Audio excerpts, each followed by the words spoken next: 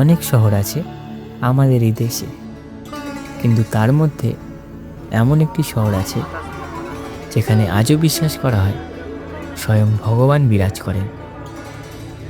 এটাই অযোধ্যা।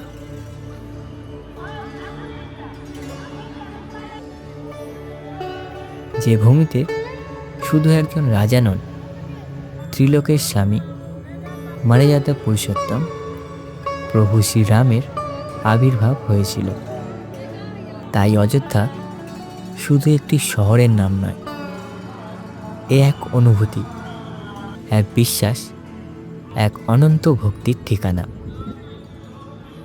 এখানকার প্রতিটি পথ, প্রতিটি ঘাট, প্রতিটি মন্দির আর প্রতিটি বাতাসে যেন আজও প্রতিধ্বনি হয় জয় Shriram.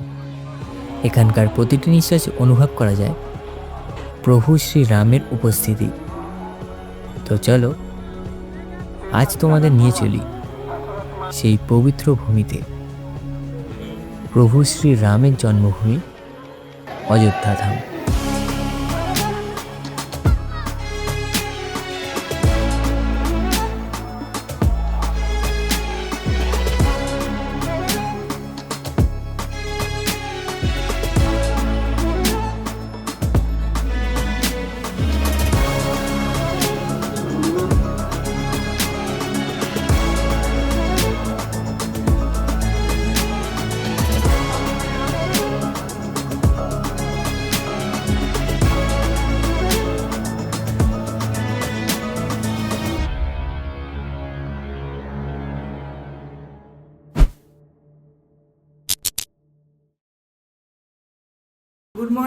Good morning from Ayodhya. তো তোমাদের সবাইকে স্বাগত প্রভু শ্রী রামের জন্মভূমি অযোধ্যাতে। তো আমরা রয়েছি এখন হোটেলের রিসেপশানে। তো এখান থেকে আজকে যাব আমরা পুজো দিতে। তো এখান থেকে 1.2 কিলোমিটার মন্দির। দেখো আমাদের এখানে বাইক পার্কিং করা রয়েছে, তো তোমরা বাইকে করেও যেতে পারো বা এখানে টোটো অটো সব পেয়ে যাবে, এখান থেকে যেতে পারো।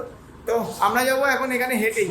তো চলো ভিডিওটা শুরু করা যাক। তো hello guys, welcome to our YouTube channel to others one destination. তোমাদের সবাইকে স্বাগত নতুন একটা ব্লগে। তো এখন এখান থেকে আমাদের হেঁটে যাওয়ার কারণ হলো আশেপাশের যে চিত্রগুলো আছে এখানে কিন্তু খুব সুন্দর লাগে। আর সবচেয়ে মেন হচ্ছে আশেপাশে এখানে কিন্তু অনেক বাদর দেখতে পাবে। তো নিজেদের জিনিসপত্র, ফোন এগুলো একটু সামনে রেখো। তো চলো এখন আমরা মন্দিরের উদ্দেশ্যে রওনা দিই।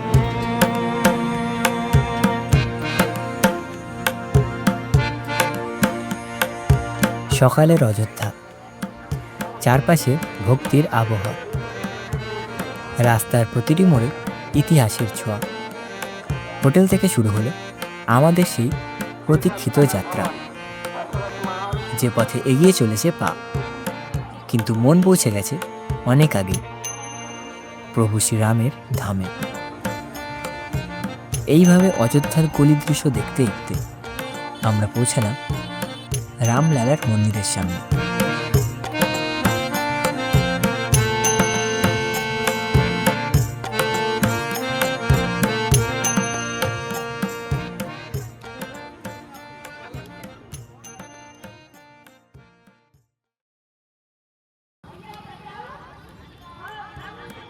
আমার পেছনে দেখতে পাচ্ছ এই হলো মন্দিরের মেন গেট।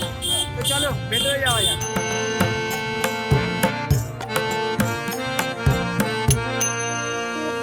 মন্দিরের প্রধান দ্বার পেরিয়ে যখন এগিয়ে চলেছি, দূরে চোখে পড়েছে সেই পবিত্র শিখর, প্রভু শ্রী রামের ধাম। আর প্রতিটি পদক্ষেপে অনুভব হচ্ছে এক নতুন আধ্যাত্মিক টান।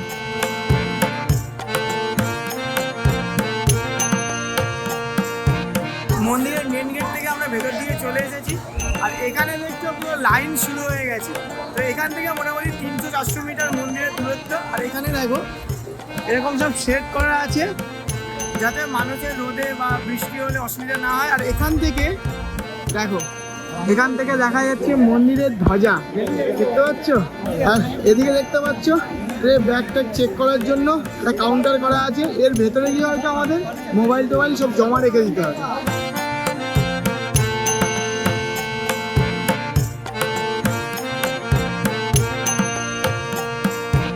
চেক ইন কাউন্টার ক্রস করে আমরা কিন্তু ভেতরে চলে এসেছি। আর জাস্ট তোমাদেরকে জিনিস দেখাই, দেখো খালি ভিড়টা দেখো। তো এদিকে দেখতে পাচ্ছ, এদিকে রয়েছে লকার। এখানে কিন্তু তোমরা সম্পূর্ণ বিনামূল্যে জুতো, ফোন এসব সব রাখতে পারবে। তো আমরা দেখো লকারের সামনে চলে এসেছি। তো এখানে এরকম ব্যাগ দিচ্ছে, ব্যাগ নিয়ে নিলাম আমরা। এর মধ্যে জুতো নিয়ে ভেতরে আমরা লকারে জমা দেবো। মানে ফোন, জুতো সব আমরা ভেতরে সম্পূর্ণ বিনামূল্যে কিন্তু রাখতে পারবো।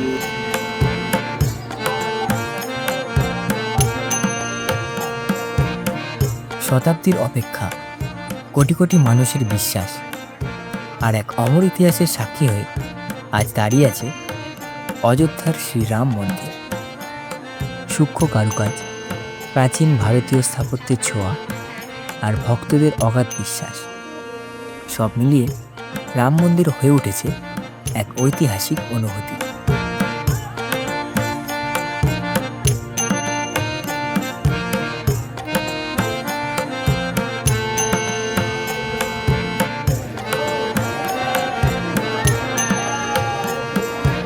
আমরা রামলালার দর্শন করে চলে এসেছি।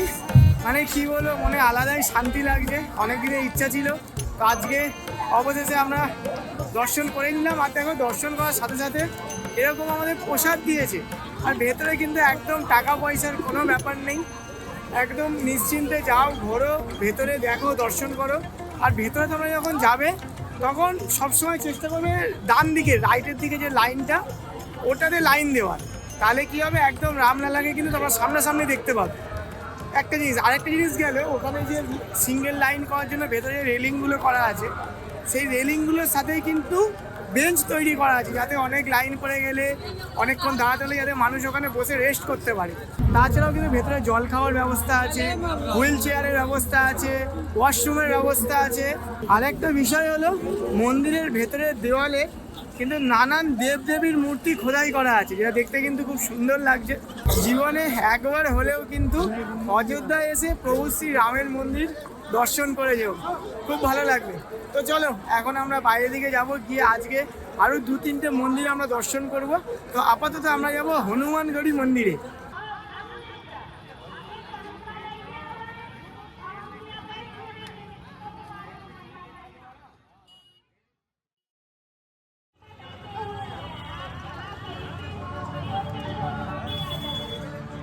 অযোধ্যার পবিত্র ভূমি, যেখানে প্রতিটি ধুলাকণার সঙ্গে জড়িয়ে আছে রামায়ণের স্মৃতি। আর সেখানে পাহাড়ের চূড়ায় অবস্থিত এক প্রাচীন ধাম, হনুমানগড়ি। কথিত আছে, প্রভু শ্রীরাম অযোধ্যা নগরী রক্ষা করার দায়িত্ব দিয়েছিলেন তার পরম ভক্ত হনুমানজিকে। সেই বিশ্বাস থেকেই তৈরি হয় এই পবিত্র স্থান, যেখানে আজও ভক্তরা মনে করেন বজরংবলীর আশীর্বাদ পাওয়া যায়। আমরা চলে এসেছি হনুমানগড়ি মন্দিরের সামনে। তো লাইন তো দেখতেই পাচ্ছ। তো চলো আগে পুজোটা আমরা দিয়ে নিই।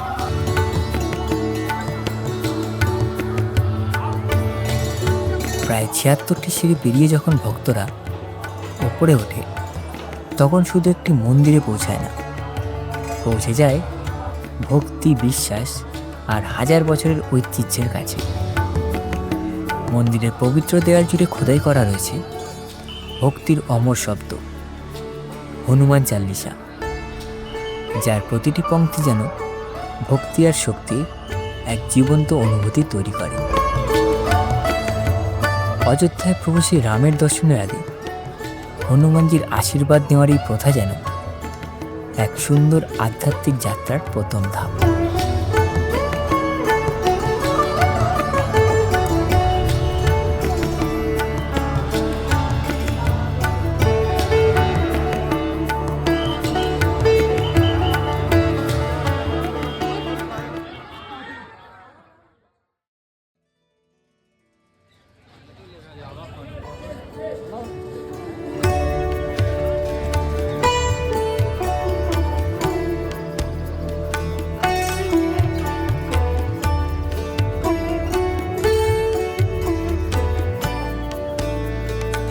হনুমানগড়ি দেখার পর আমরা চলে এলাম অযোধ্যার হৃদয়ে অবস্থিত কনক ভবনে।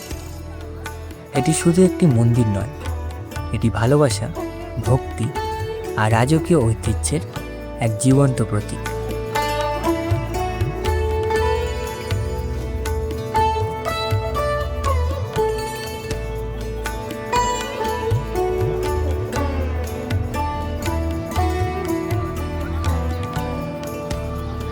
তো আমরা এখন রয়েছি কনক ভবনে। তো এই হলো কনক ভবন।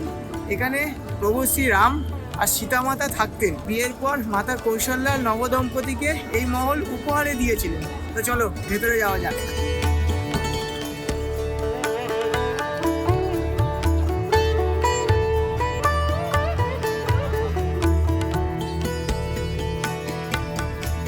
কনক ভবন অর্থাৎ সোনার প্রাসাদ। বলা হয় এই প্রাসাদের প্রতিটি কোণ একসময় সোনার আভায় ঝলমল করত। আর এখানেই শুরু হয়েছিল প্রভু শ্রীরাম ও সীতামাতার নতুন জীবনের পথ চলা। ভবনের প্রাঙ্গণে পা রাখলেই মনে হয় যেন সময় থেমে গেছে। ঘণ্টার ধ্বনি, ভক্তিমূলক সঙ্গীত আর চারপাশে শান্ত পরিবেশ আপনাকে নিয়ে যাবে সেই ত্রেতা যুগে, যেখানে প্রতিটি ইট যেন রাম সীতার অমর প্রেমের গল্প শোনায়। এটি শুধু একটি দর্শনীয় স্থান নয়, এটি বিশ্বাস, ইতিহাস ও চিরন্তন ভালোবাসার এক পবিত্র ঠিকানা।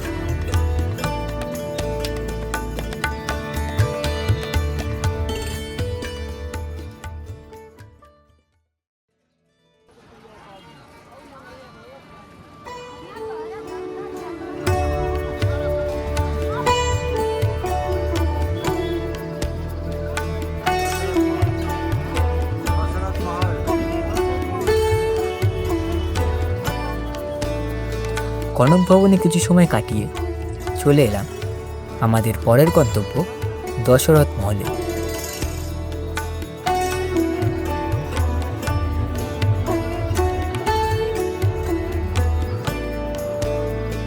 চলে এসেছি প্রভু শ্রী রামের পিতা দশরথজির মহলে। এই মহলেই রাজা দশরথ নিজের রাজ্যসভা পরিচালনা করতেন। এই মহলে কিন্তু প্রভু শ্রীরাম আর তার ভাইরা বাল্যকাল কাটিয়েছে। তো চলো তোমাদের ঘুরিয়ে দেখাই সুন্দর মহলটি। অযোধ্যার প্রাণকেন্দ্রে দাঁড়িয়ে আছে এই দশরথ মহল, একটি রাজপ্রাসাদ যেখানে শুধু ইতিহাস নয়, জন্ম নিয়েছিল এক মহাকাব্য। তাই এটা শুধু একটি প্রাসাদ নয়, এটি রামায়ণের সূচনা, ত্যাগের প্রতীক এবং অযোধ্যার আত্মার এক চিরন্তন স্মৃতি।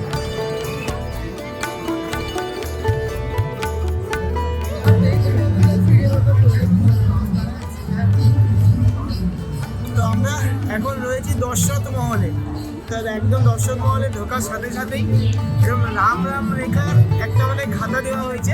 তো দেখো এখানে টোটাল 36,736 বার লেখার জন্য এরকম খাতায় খপ খপ সব করা আছে।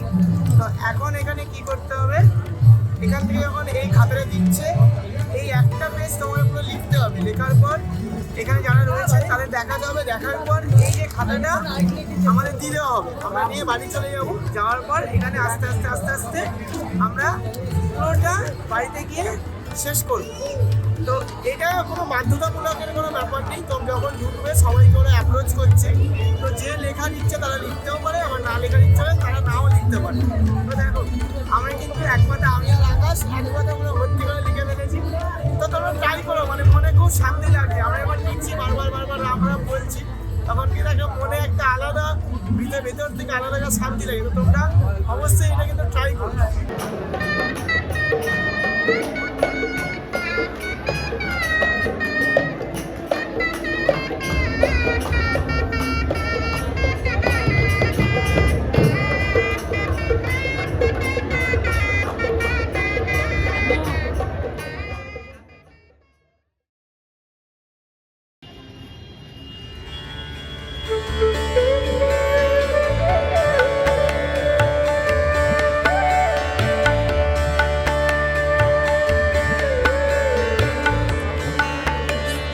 অযোধ্যার ব্যস্ত রাস্তাগুলোর মাঝে দাঁড়িয়ে আছে এক অনন্য স্মৃতিস্তম্ভ, লতা মঙ্গেশকর চক।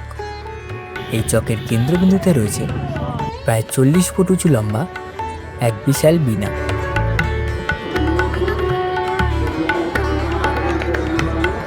আমরা এখন রয়েছি লতা মঙ্গেশকর চকে, আর দেখো একদম রোডের মাঝখানে একটা বিশাল বড় বীণা রয়েছে।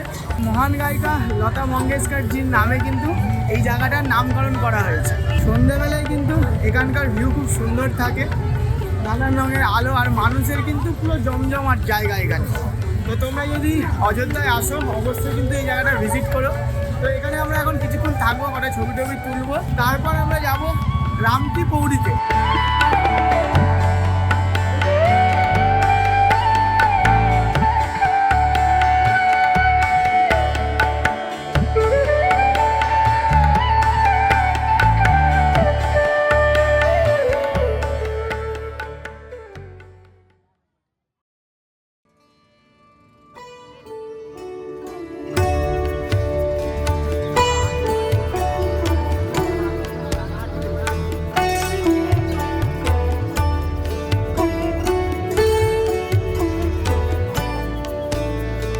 লতা মঙ্গেশকর চক পেরিয়ে এগিয়ে গেলে দেখা যায় অযোধ্যার অন্যতম পবিত্র স্থান রামকি পৌরি। সরজু নদীর পবিত্র জলধারা থেকে তৈরি এই ঘাট যেন ভক্তি আর বিশ্বাসের এক জীবন্ত প্রতিচ্ছবি। সরজু নদীর জল ক্যানেলের মাধ্যমে এই ঘাটে প্রবাহিত হয়ে তৈরি করেছে এক অপূর্ব পরিবেশ, যেখানে দিনরাত হাজার হাজার ভক্ত এসে পবিত্র স্নান করেন।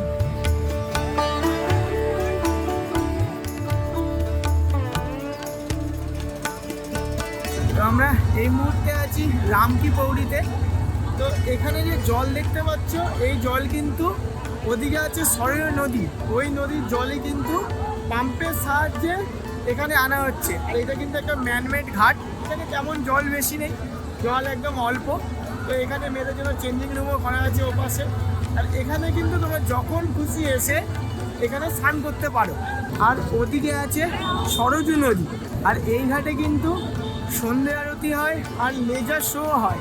তো আজকে যেহেতু আমরা দেরি হয়ে গেছি, তো আজকে আমরা না সন্ধ্যে আরতি দেখতে পারলাম না লেজার শো দেখতে পারলাম।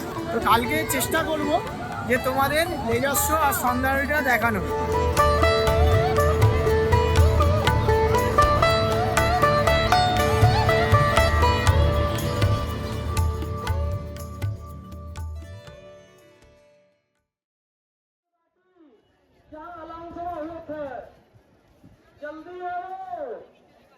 অযোধ্যাতে আজকে আমাদের দ্বিতীয় দিন। কালকে তো আমরা পুজো দিয়েছিলাম, আর আজকে কিন্তু আরেকবার আমরা প্রভু শ্রীরামের দর্শন করব।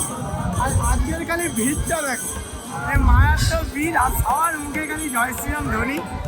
তো আপাতত আমরা ভেতরে যাই, পুজো দিয়ে আসি, তারপর তোমার সঙ্গে আবার কথা হচ্ছে।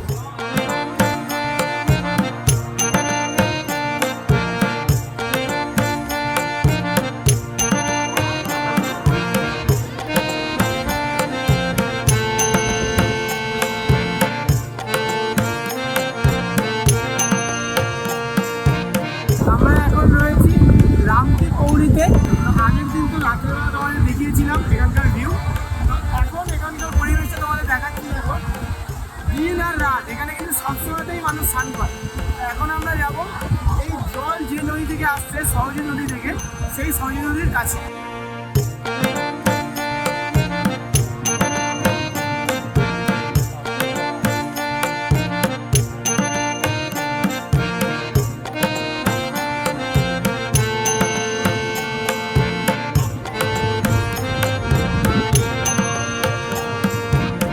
অযোধ্যার এই পবিত্র ভূমিতে দাঁড়িয়ে সামনে দেখা যাচ্ছে সেই চিরপ্রবাহমান সরজু নদী। হাজার হাজার বছর ধরে এই নদী শুধু জলধারা নয়, বহন করে চলেছে অসংখ্য গল্প আর আবেগ। সূর্যের আলো যখন সরযূপ জলের ওপর পড়ে, তখন যেন মনে হয় ইতিহাস আর বর্তমান একসাথে মিশে গেছে এই মুহূর্তে।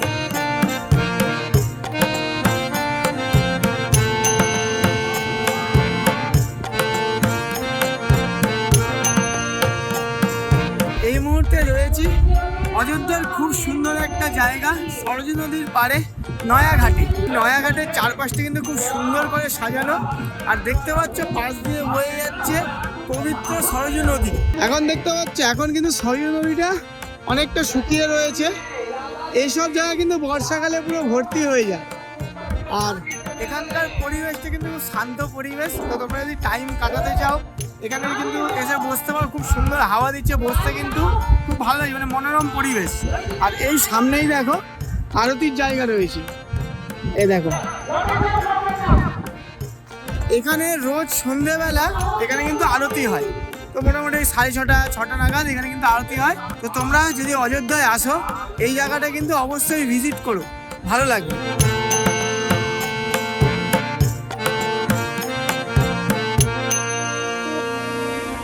কথিত আছে এই নদীর তীরেই ভেসে এসেছে অযোধ্যার বহু প্রাচীন কাহিনী। ভোরের আরতি, সন্ধ্যার প্রদীপ আর ভক্তদের প্রার্থনায় প্রতিদিন নতুন করে জীবন্ত হয়ে ওঠে সরজুর ঘাট। আজ আমরা দাঁড়িয়ে আছি সেই নদীর ধারে, যেখানে প্রতিটি ঢেউ যেন বলে যায় সময় বদলেছে, যুগ বদলেছে, কিন্তু অযোধ্যার আধ্যাত্মিক অনুভূতি আজও একই রয়ে গেছে।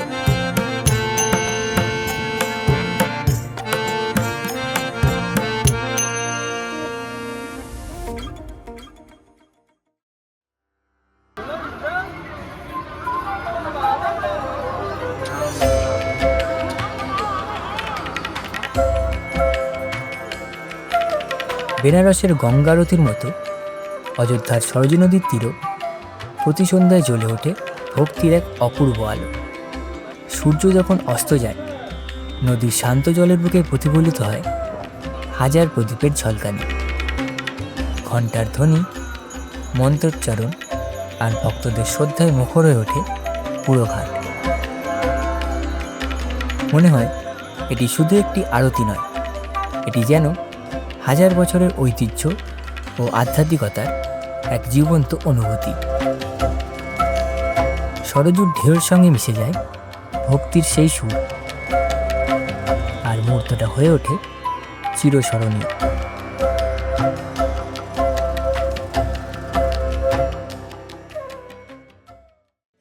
সন্ধ্যে আরতি দেখে আমরা চলে এসেছি রামকি পৌড়িতে লেজার শো দেখতে।